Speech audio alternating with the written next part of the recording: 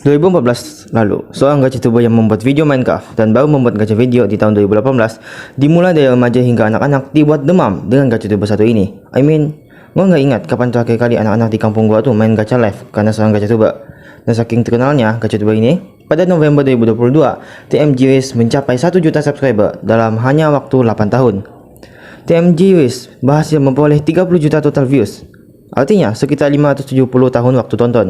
Sebuah angka yang sangat fenomenal. Hingga akhirnya di Agustus tahun 2020, Gacha Community melahirkan seorang gacha tuber bernama It's Like This.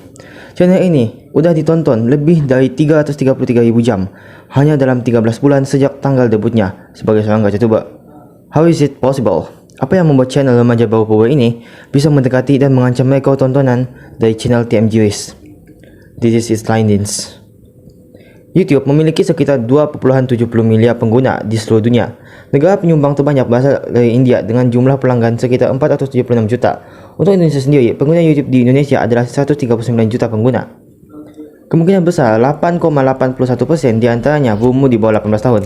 Kebanyakan penonton gacha mini movie mungkin berusia di bawah 18 tahun karena konten tersebut seringkali dirancang untuk menarik minat anak-anak dan remaja. Tema-tema yang digunakan dalam gacha mini movies seperti petualangan, persahabatan, dan fantasi, serta gaya visual yang berwarna-warni dan animasi yang menarik cenderung sesuai dengan preferensi dengan minat usia muda. Selain itu, platform media sosial tempat gacha mini movies sering dibagikan juga populer di kalangan generasi muda. Banyak genre yang bermunculan seperti romance, horror, fantasi, set, komedi, dan yang baru-baru ini thriller dan sci-fi. Hal-hal seperti inilah yang membuat It's Like This mendapat peluang untuk mencapai 1 juta subscriber hanya dalam waktu 2 tahun 3 bulan.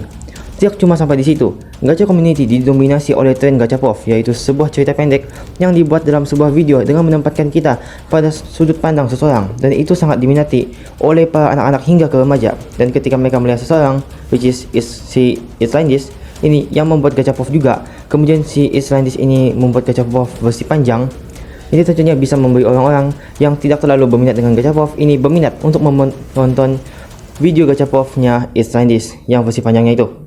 It's Like This akan membisiki mereka dengan kata hal yang sama yang berbeza, tidak semestinya tidak bagus. Oke, untuk orang yang berumur 18 tahun ke bawah yang masih dapat menikmati hiburan seperti ini, definitely merasa dihiburkanlah oleh It's Like This ini.